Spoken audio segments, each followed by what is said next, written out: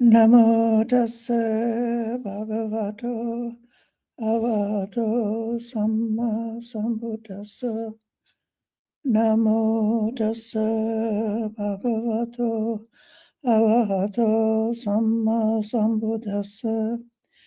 Namo tassa bhagavato arahato samma sambuddhassa. Buddham dhammam sangham namasami. Good evening, friends, and welcome to this Wednesday night Sutta discussion.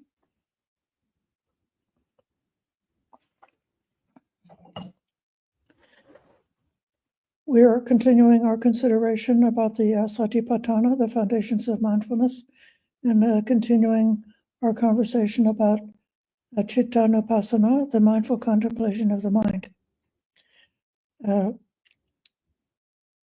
The basic idea that I want to get across is that at this stage in the Satipatthana,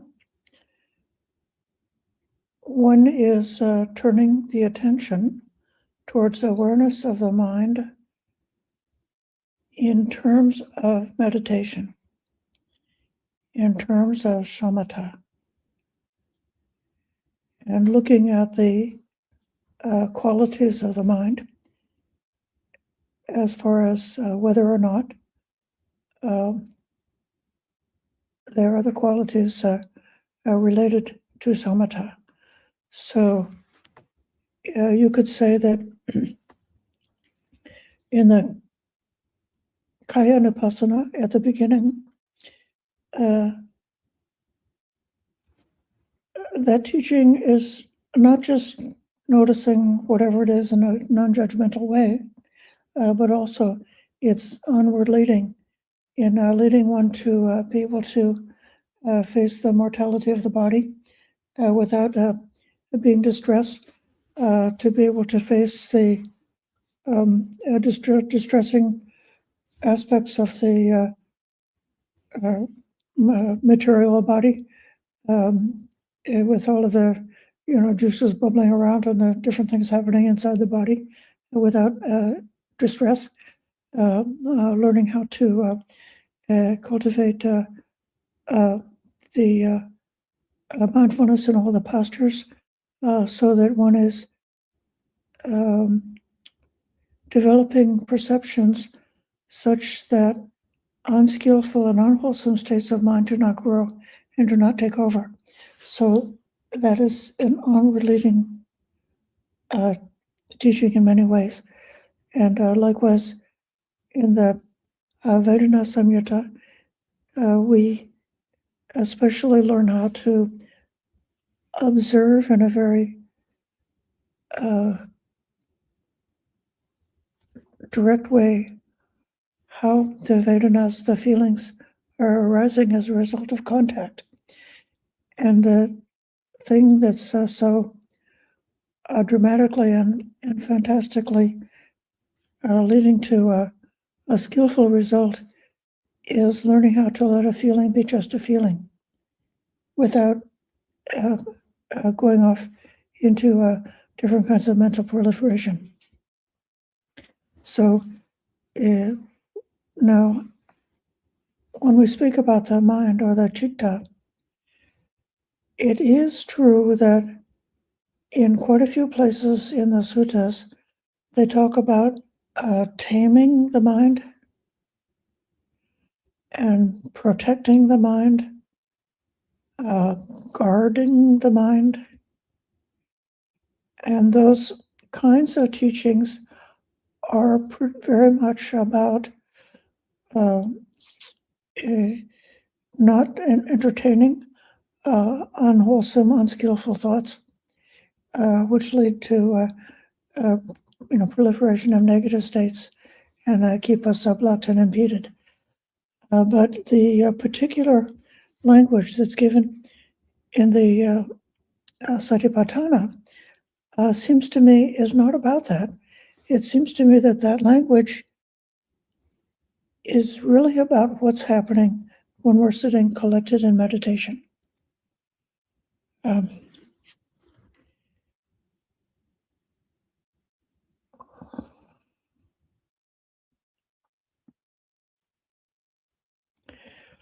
in the Satipatthana Sutta, how a mendicant meditates, observing an aspect of the mind. It's when a mendicant understands the mind with greed as a mind with greed, a mind without greed as a mind without greed, and likewise with hate and with delusion. So the mind without greed, the mind without delusion, those are two of the major hindrances which are blocking the entrance into jhana, being able to gain concentrated meditation. And it can occur that as we see in meditation, they ever changing. It's like a shimmering light show, like the Northern Lights. We see how continuously and constantly the mind has changed when that's what we're looking at. And we could see how it goes in and out, that there are the moments when the mind is without greed and without hatred, or when the mind is not distracted, not carried away, not lost in thinking about the to-do list, not lost in thinking about some kind of reactions, but instead just in a state of being present for meditation. And it's quite a distinct difference. It's very clear, very obvious. And then part of this practice is to be able to develop the perception of the mind with those two states, so that you can recognize those two states, the mind that's basically gained meditation. It's gained shamatha because it's not carried away with greed and hatred. And you could see the mind flickering in and out of those states, or you may later on see the mind stabilizing on having gained meditation, stabilizing, being separated from greed and hatred for a longer amount of time. Or alternatively, you might notice that you've lost your meditation and spend the entire hour worrying about your problems, in which case you'll have to be mindful of that. But I believe that this section is inviting you to gain the tranquility, gain the serenity of being in meditation, and notice clearly what that's like.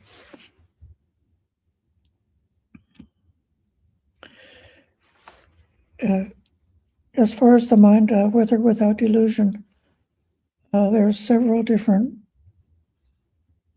aspects of that. It's said that neutral feeling can be associated with a deluded mind. And that is actually particularly related to something that happens in meditation. If the greed and hate goes down, and you don't have the pleasant, unpleasant, strong, pleasant, unpleasant feelings, and are dwelling in a state that is predominantly neither pleasant nor unpleasant, predominantly in that state of neutral feeling, a person who is deluded can imagine that they've gained liberation of the mind. So you don't want to have that. That's a particular confusion that can happen with the neutral mind state. Another way that the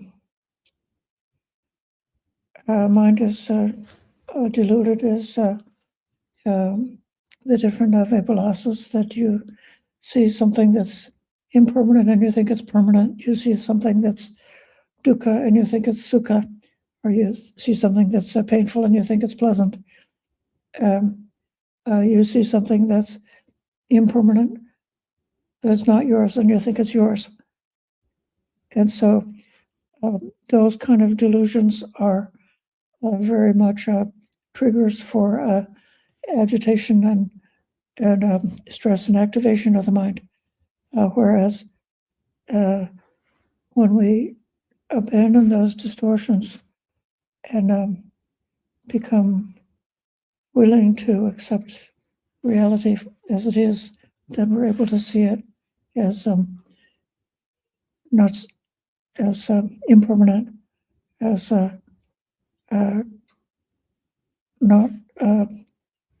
not me and mine, not the self in that sense, and not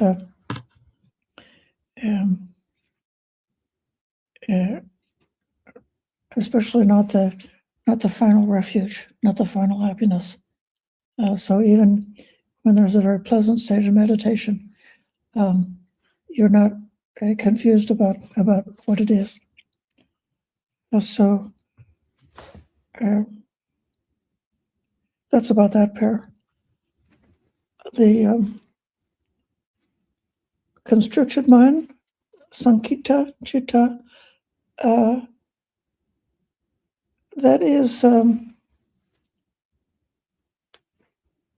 it's either a neutral or a positive aspect.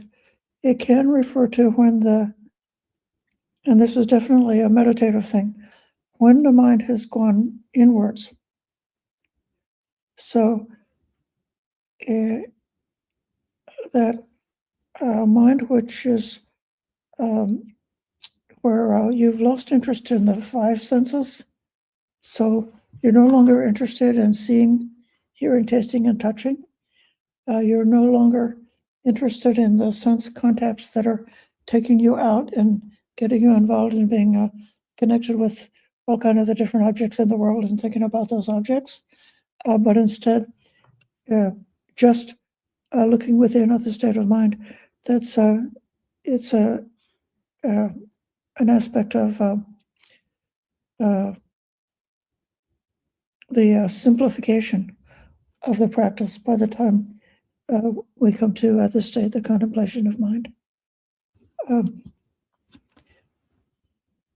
And then the scattered mind is it definitely associated with restlessness, and that is the mind which is going out, which is involved in being aware of a lot of different objects and things outside. Now, it is possible to be, when we're out and about in the day, then we can be aware of, the mind can be going out, jumping out, and being aware of many different variety of things.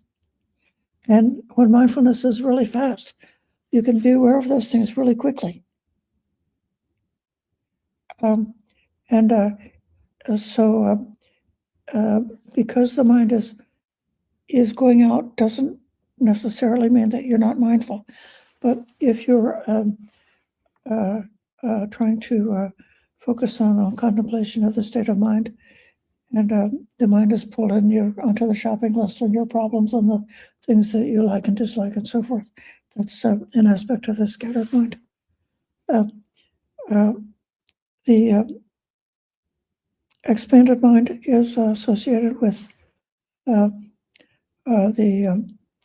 especially with different forms of boundless meditation, such that, like the meditation on the Brahmaviharas, or the meditation on boundless space, something like that. And the mind that's supreme is in particular referring to stages of awakening. I spoke about this over the weekend with the in-person group. And if you don't feel like you're close to enlightenment or close to being an arahant, I think that there could still be a way to get a kind of like an image of the unsurpassed mind or of the perfect mind or seeing perfection. And that is when the mind is really content with whatever the quality of the meditation is, just at the moment. So each moment has a kind of perfection that it's the perfect result of all the previous causes and conditions that have come up to that point. And if you are completely accepting each moment as it comes along as just what it is, that does in a certain way have a kind of a perfection. And then if you're dissatisfied, that's again a cause of restlessness and bringing you back towards dislike. The next pair is the Samahita. Bhikkhu Sujato translated as a mind immersed in samadhi. Samahita means a mind which is collected, which is pulled together, which is unified. It's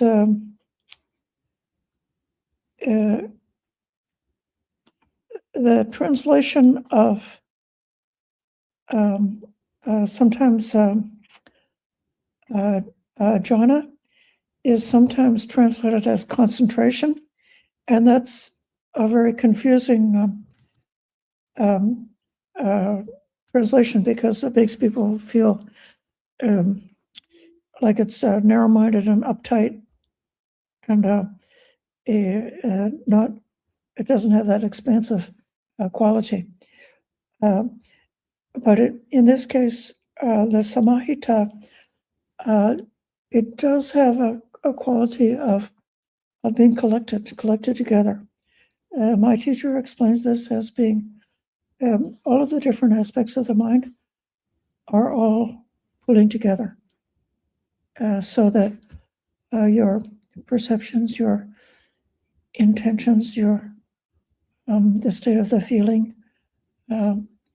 your intentions, all of the different activities of the mind are all come together into the meditative practice. So you're not trying to meditate, but then in the background you're also trying to worry about your problems. In which case the mind is not unified, is distracted, trying to do things at once. And then the freed mind, this vimutta vacitam, in my humble opinion, is very close to ceto vimutti. I double-checked this to see whether the cetas and citta can be synonyms. And I was able to get an expert confirmation that very often cetas is not distinguished from citta.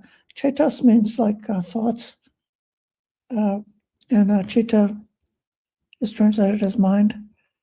But the ceto vimutti is a very specific term that occurs in many different suttas with a variety of different types of ceto vimutti. It's a liberation of the mind, referring to a state of mind in meditation, which is freed from the hindrances, freed from obstructions, freed from defilements within the state of meditation. The Chaito Vimutti, there's a Metta Chaito Vimutti, it's liberated by loving kindness, and then the other foundations of mind, the other Brahma Viharas, those are kinds of liberations. And then there's a boundless liberation, and there is the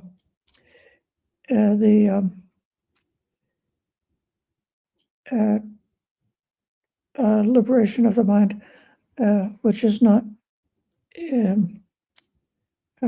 apanahita, not settled on any definitions. So all of those are definitely referring to states that are achieved in meditation. And it's because of so many of these terms having a particular relevance within the things that can happen within samadhi, within meditation, that makes me think that that's a useful way of looking at this particular exercise. Especially after one has been able to gain some concentration, or if not, gaining it in a stable way, when you're in that neighborhood concentration, when the mind is flickering in and out of states of concentration. That's really the time that's good to practice this contemplation of the mind. And now I'm going to read you a couple of short suttas that support the idea. I was starting this lesson for today. I was going to title it Mindfully Calming the Mind. And I was looking for passages about the citta that spoke about calming the citta. But when I searched and searched, I kept coming to passages that were talking about making the citta bright. It's very interesting because there's a kind of a cascade that happens in meditation where you start with a joy, the uplift, which might come from when you abandon the hindrances, and that causes a feeling of uplift, or you contemplate the Buddha Dhamma Sangha, or you are aware that you've gained the type of morality which is beloved by the noble ones, and those contemplations cause the mind to be lifted, joyful, and then with that joyful, then it goes into serenity and tranquility, and from there down to concentration. But those do have qualities of brightness, and it's also true that if you gain samadhi, that's one of the things that's experienced is a brightness or a light or something associated with samadhi. So here's this sutta is not about fools, it's just what chapter it's in. The sutta doesn't have a name. Anguttara 2.31. These two things play a part in realization. What two? Serenity and discernment. Serenity is samatha, and samatha is almost a synonym of samadhi. So serenity meditation and sama samadhi are almost the same thing. So what is the benefit of developing serenity? The mind is developed. So I'm giving you this to prove that when you talk about citta, the citta does have an association with the development of the mind as being almost a term that's about meditation. And then what is the benefit of developing the mind? And then greed is given up. So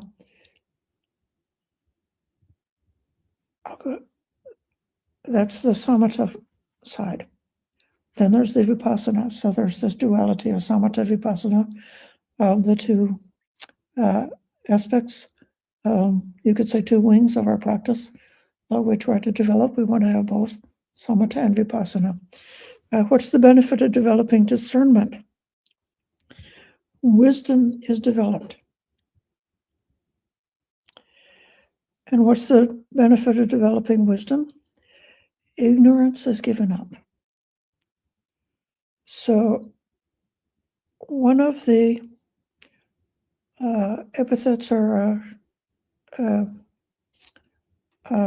ways that the final enlightenment or arahantship is described is the combination of Chaita vimutti, panya vimutti, having both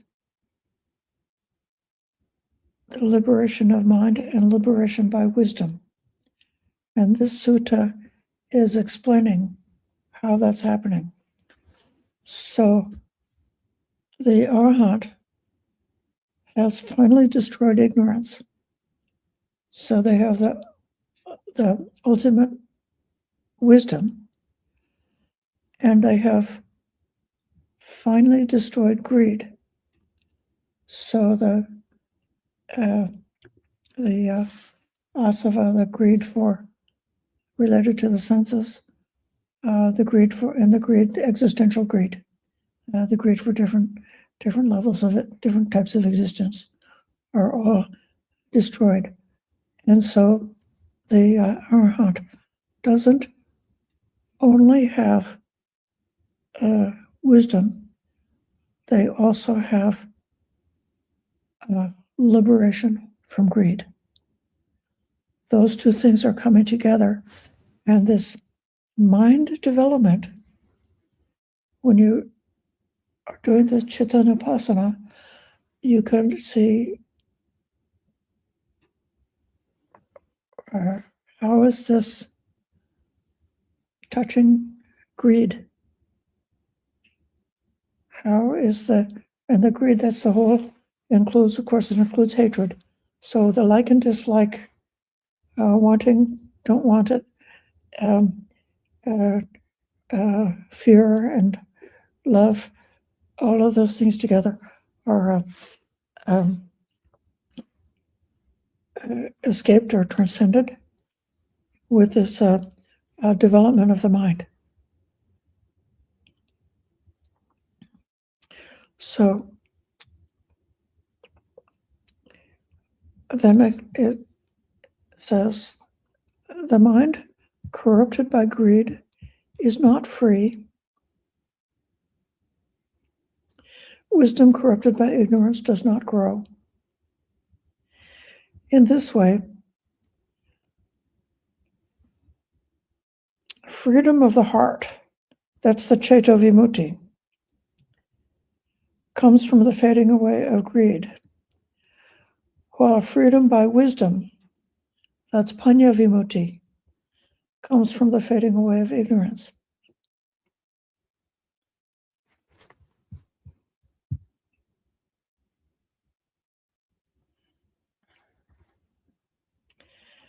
Okay, now I'll give you another short sutta. This is the from the chapter on the finger snap. This mind, mendicants, is radiant, but it is corrupted by passing corruptions. An unlearned ordinary person does not truly understand this. So I say that the unlearned ordinary person has no development of the mind. So in this case, this Chitta Bhavana, this development of the mind, that's meditation. That's your samatha meditation. That's your jhana. So when entering into that meditation, one can expect to experience this radiant mind.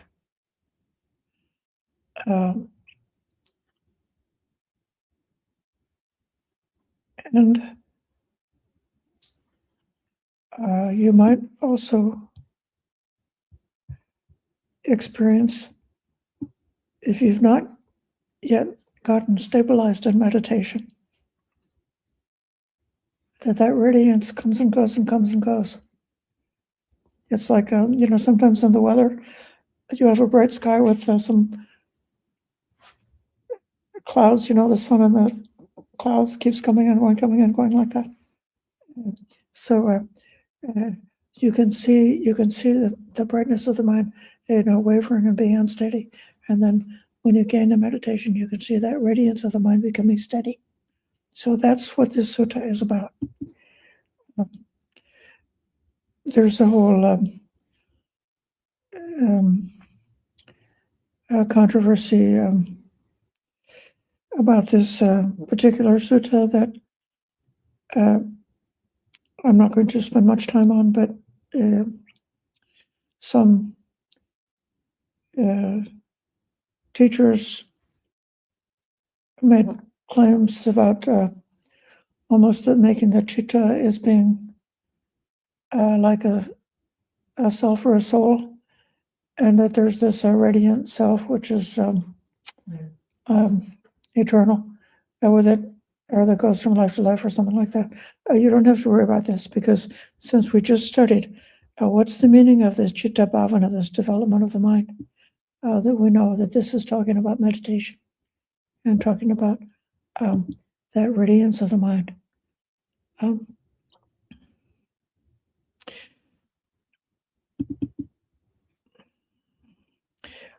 We might consider using a different translation than corruptions, because corruption sounds like evil, and you would think that something is really disgusting if it's corrupted. So the kilesas are really terrible. They're really horrible. It's awful to be caught in a mind which is caught up in negativity, caught up in these toxic patterns, and we definitely want to get out of it when we can. But it nevertheless, especially in a context of meditation, if you're getting close to realizing this radiant mind, it seems to me that it's very likely that the kilesas that you would experience would be subtle and not gross, and that they would be transient, and you would have be coming very close to being able to dispense with, the passing worries, or the liking and disliking, or the subtle greed or subtle craving that comes along. Even a noble one who's a stream winner or a once returner still has got subtle levels of greed and aversion. So it's not like they're protected from gross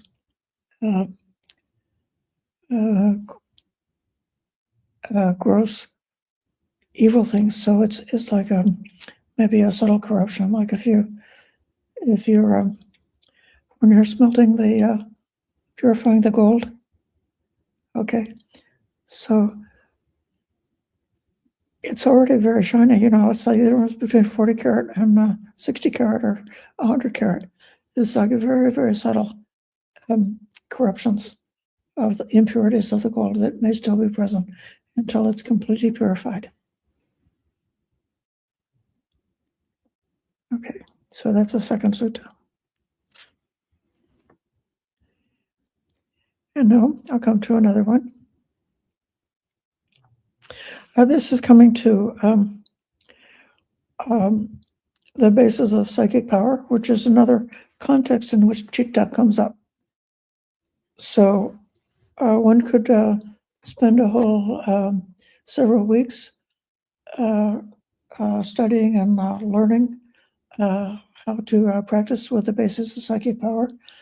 In this case, it's referring to the mendicant Moggallana has become powerful and mighty by developing and cultivating the four bases of psychic power. And what are they?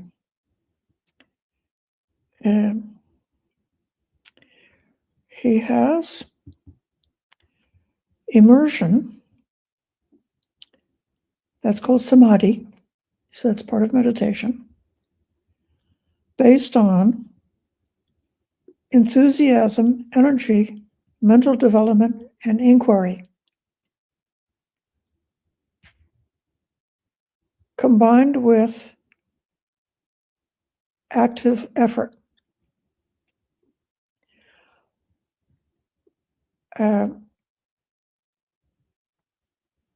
So enthusiasm is called chanda. Chanda is also sometimes translated as will. So if you decide to go for samadhi, you decide to go for it. That's your will, that's your decision. You've set up that intention. So that's the, I'm not wild about the translation as enthusiasm. That's Bhante Sucata's translation. And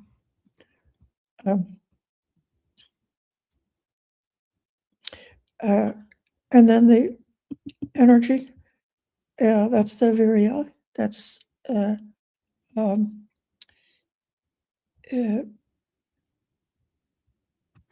related to, it's just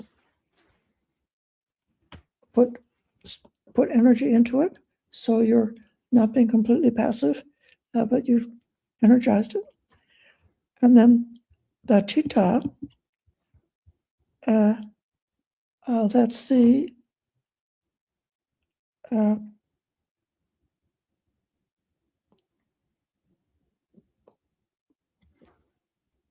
development which is going towards samadhi, the mind, the meditation on the mind, or you could say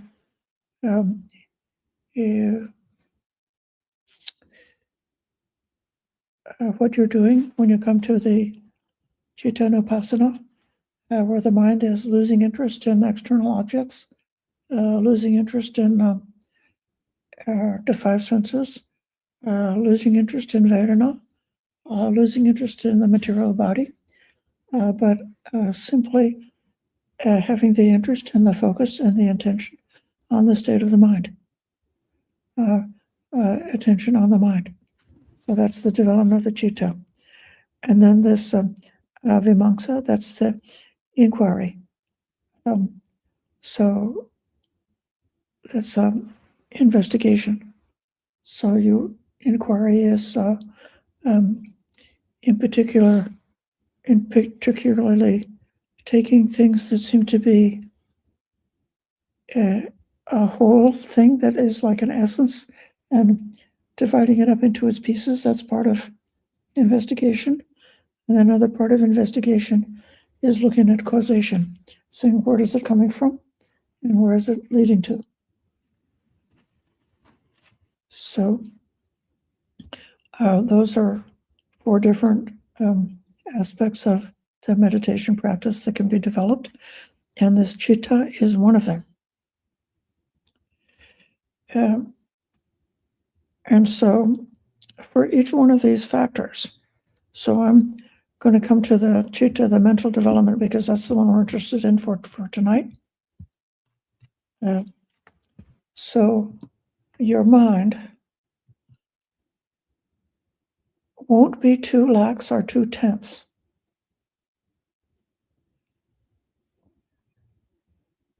It's neither constricted internally nor scattered externally. So this sutta is contrary to what I just said a few minutes ago. I said that the internally constricted mind is one that's withdrawn, and that's a neutral quality. But in this sutta, it's given as not desirable, so that you want, it's like you're not jumping out and you're not closing down, but you're just in between. This is like having the mind, which is it's so that the Arahant has no preference towards existence or non-existence. They're not pulling or leaning in either direction. So not leaning towards going in, not leaning towards going out, but just in the middle.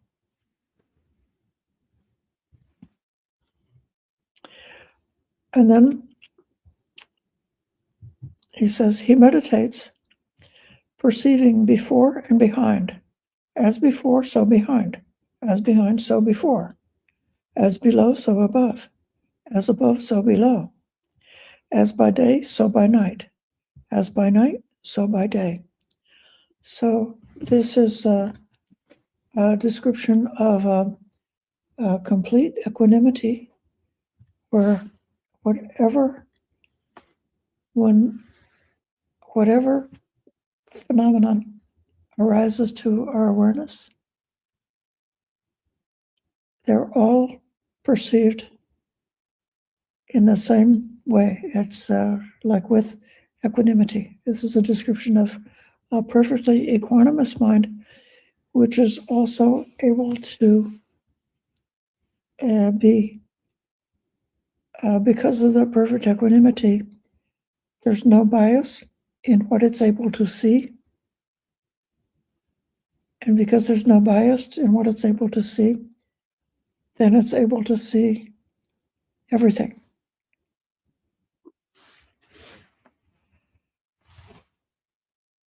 And then, as a result of that, with an open and unenveloped heart, he develops a mind that's full of radiance.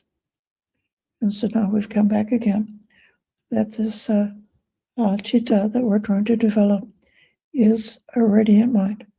While we're doing the citta nupassana, if we are successful, as we come to being within samadhi and still mindfully aware of the state of mind, we can perceive the radiance of the mind. This particular sutta, the Moggallana Sutta, goes on to describe having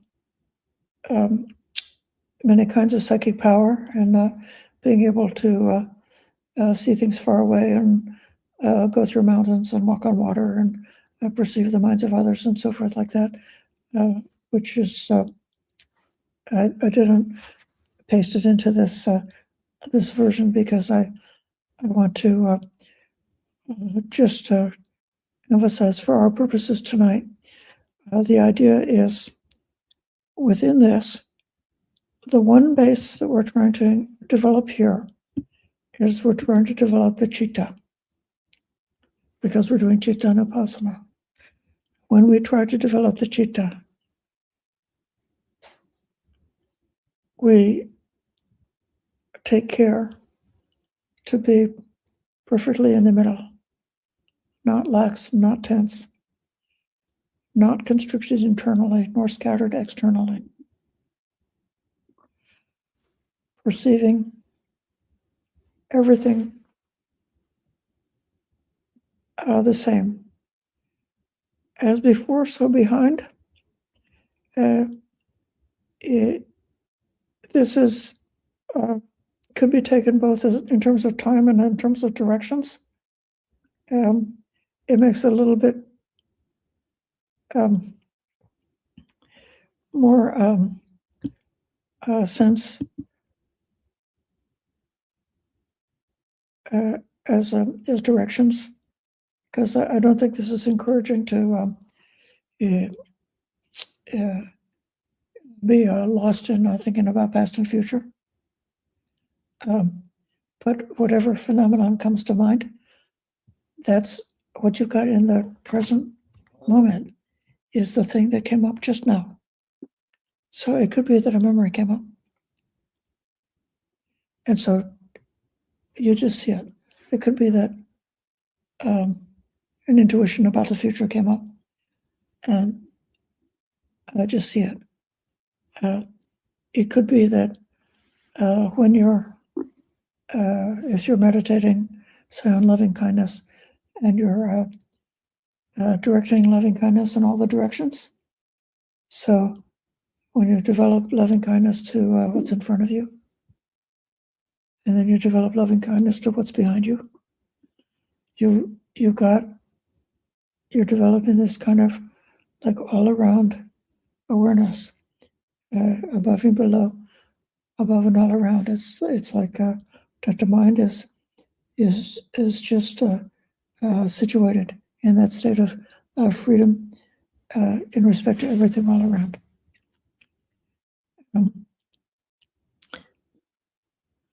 By day, by night, there is the encouragement to keep the mindfulness going throughout the day and through the first watch of the night, and then only for the second watch of the night one goes to sleep, making a resolving on the perception of waking up at the end of that 4-hour period, and then in the third watch of the night you get up and continue the meditation. So the meditation you don't stop meditating when the sun goes down, and you don't stop meditating when the sun comes up. You're meditating the same way by day and by night. And so I hope that these short passages would have given you an idea about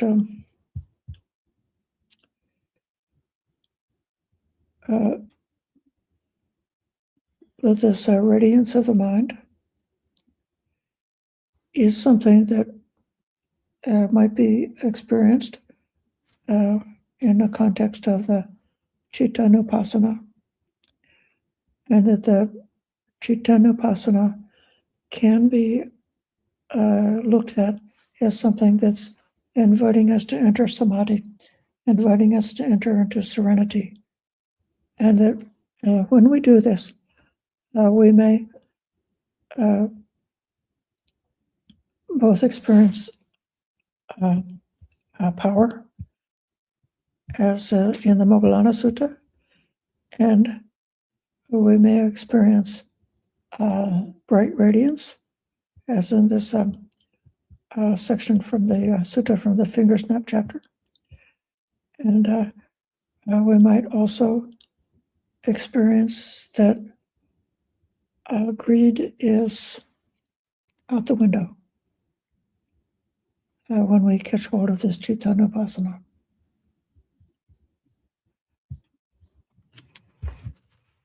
So now I'm trying to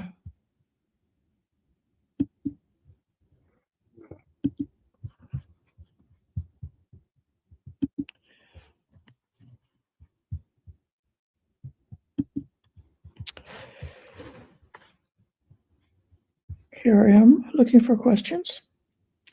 Good to see Manal, Melanie, Ryan, Sudha, Bhumika, Jody, Gregory, Daniel, Yankee Apple, Magar, Chintana, Kim, Manala has given a couple of question. I may have misunderstood your statement about the quality of citta during meditation being joyful versus peaceful. Are the two synonymous?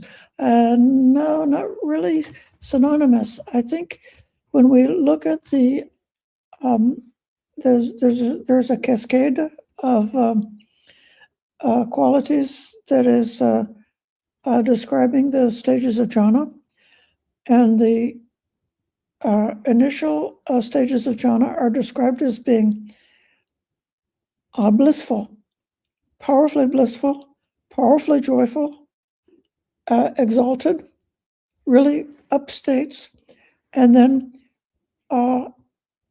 through the stages of the jhana, one is progressively letting go of those strong piety, that kind of like a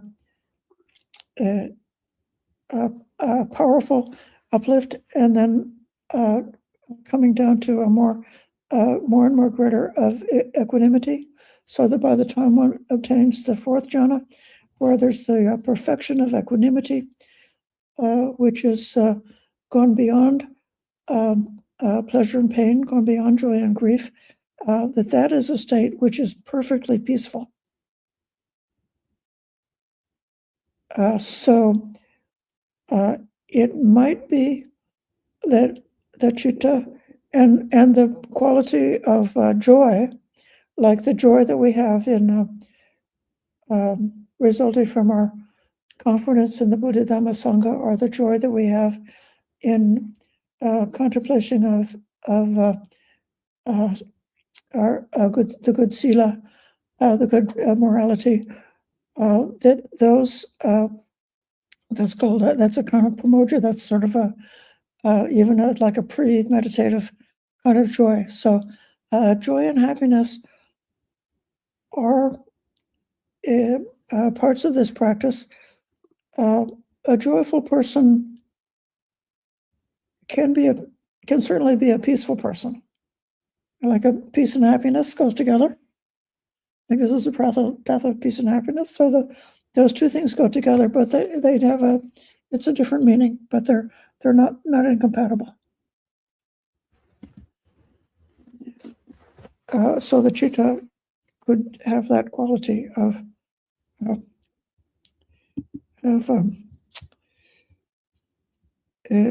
a blissful quality, and also the peaceful quality.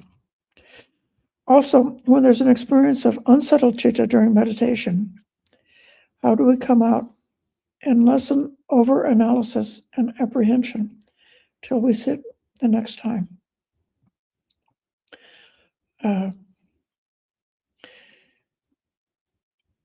When the mind is unsettled,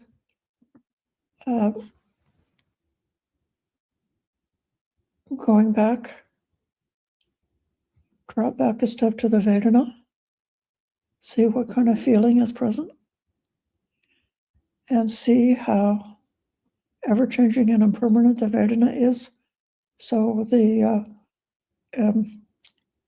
Vedana associated with that unsettled mind can be just a passing thing, and then drop back again, and drop to the body, and drop to the senses.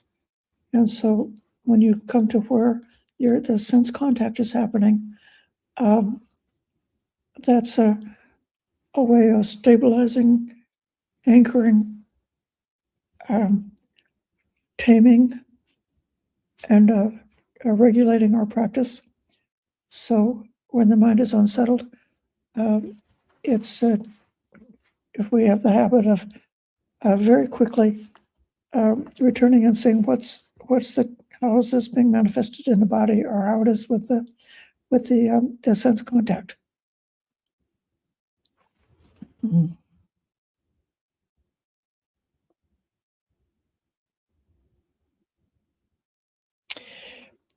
Since you're talking about the time in between meditation, I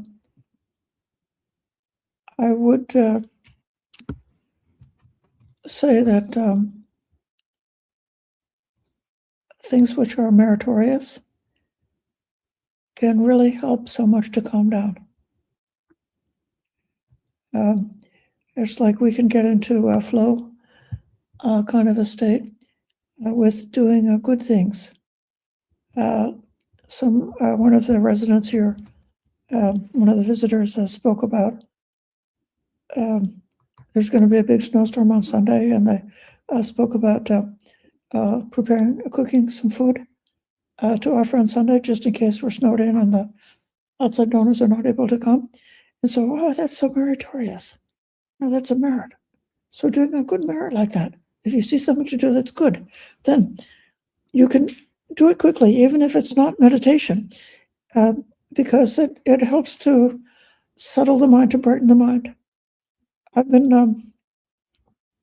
doing some work in the library. That's the chore that I gave myself during this period of time.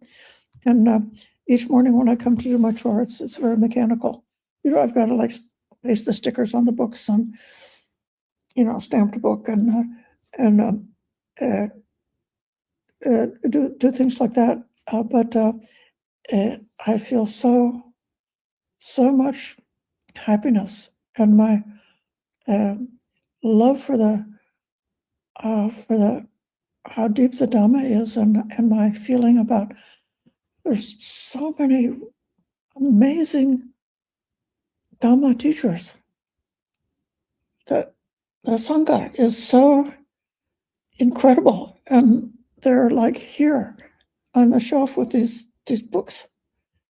There's one book that I classified this morning, and the blurb on it was, when I was touched by the presence of this mind, by the presence of this person, it was one of the most profound benefit I had for my practice was being in the presence of this teacher. And so I feel that I'm in the presence of the Buddha, Dhamma, and Sangha while I do the library, and that it just cheers me up and saves me from becoming depressed, but not becoming depressed, but going into some kind of a rabbit hole of too much thinking or something like that. But in the context of what we're trying to do with meditation, those outside things that we may do to help stabilize the mind, then I think we should also then just remember the meditation is also should be approached with the same kind of joy and happiness that you have about doing any other kind of good thing. That when you come to the meditation cushion, you should expect a good result, and come to meditation with a positive mind.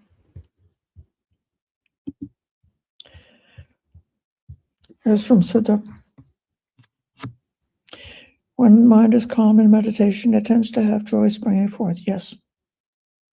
Is that what's meant by the mind being radiant? Yes. The radiance of the mind is sometimes perceived as an actual light. And it's not a material light. It's not like looking at a candle, not that kind of light, but it's a light that's within, and it's very much connected with the happiness of meditation.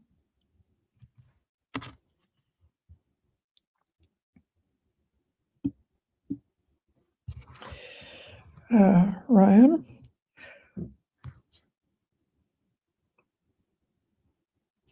are we effectively doing mind management, i.e., understanding the mind in order to take it from the three taints to the destruction of the asavas?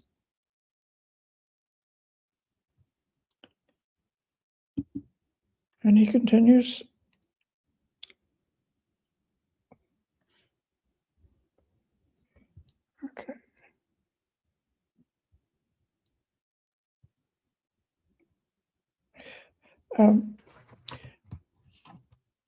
Yes.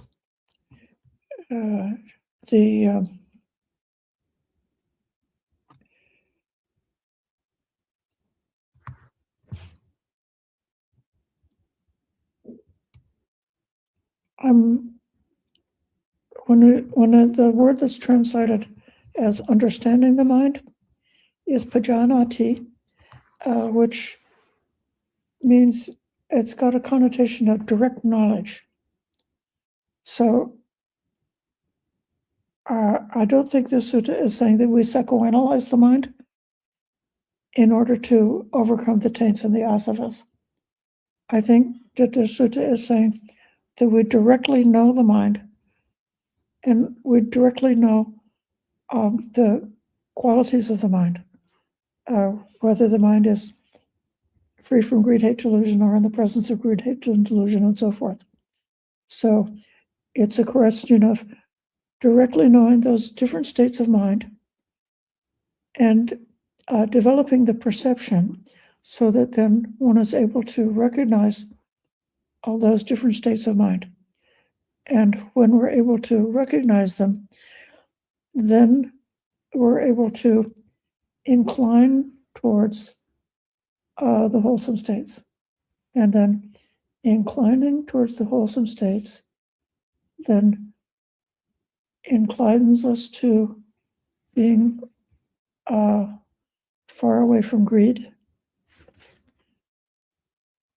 and being far away from greed is creating a field of awareness where there's a chance for wisdom, and the destruction of the asavas really does depend on wisdom.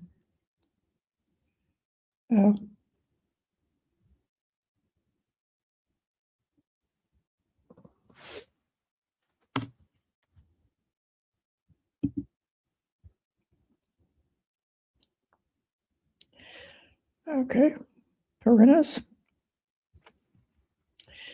How to practice contentment with our causes and conditions as unenlightened people, especially at each moment, if we're perfectionist and aiming for the highest in this lifetime. Okay. One of the fetters, one of the first three fetters, is called clinging to rites and rituals. And I am associating that fetter with perfectionism.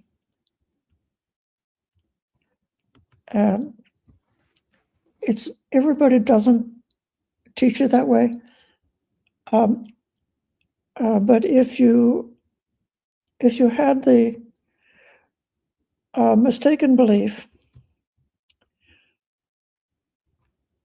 that if you were able to perform a ceremony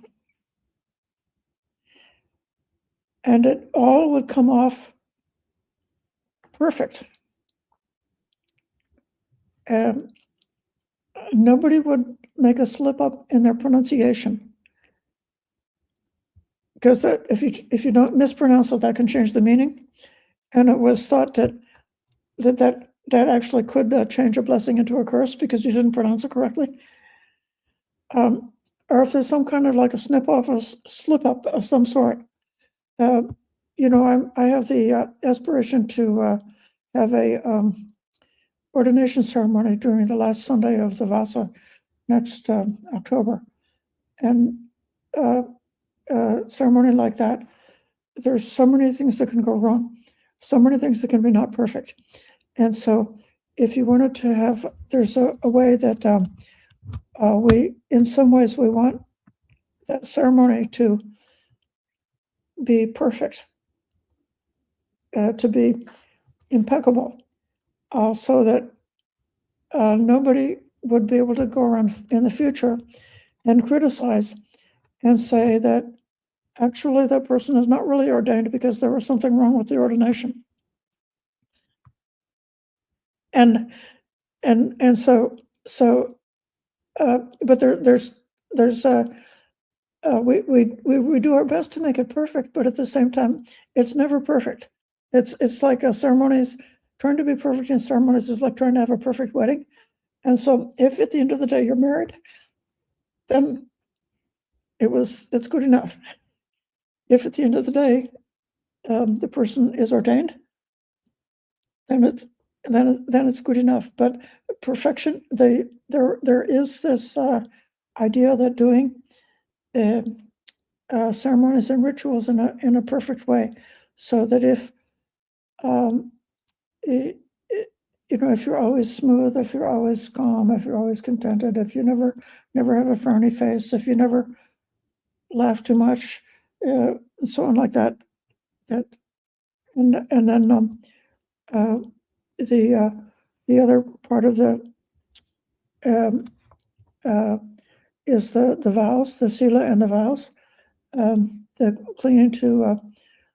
That's if you think that if you would keep all of your precepts to a complete perfection and never make a mistake on your precepts. So, we do aspire to make our virtue as perfect as the polished conch shell and to be really perfect in it. But if we thought that if we make a mistake that we're lost, then we got the wrong. That's not the purpose of sila.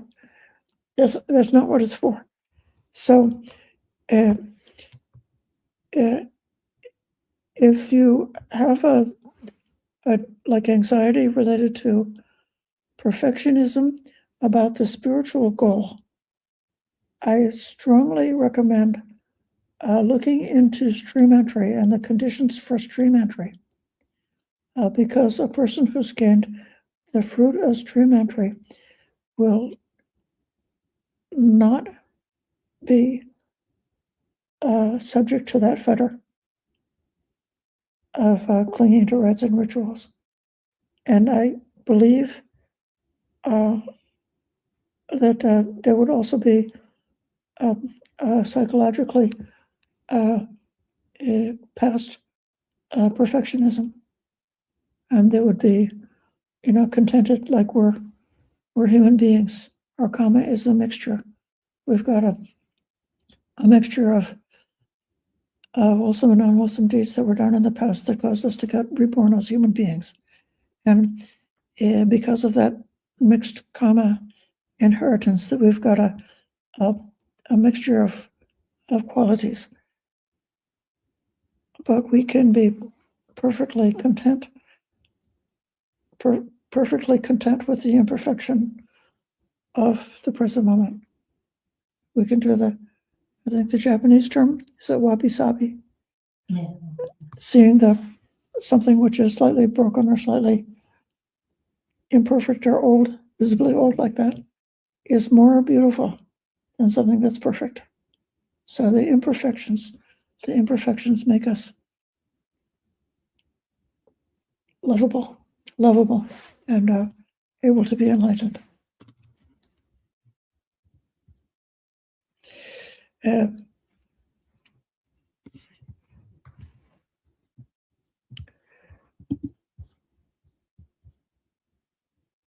So that's all the questions from cyberspace. And maybe do you have a question? Okay, so we can then bring this delightful session to an end. And I wish all of you a lot of success in meditation. I hope that if you don't have samadhi, that you will get moments of samadhi. And when you get the moments, that you'll see them and rejoice.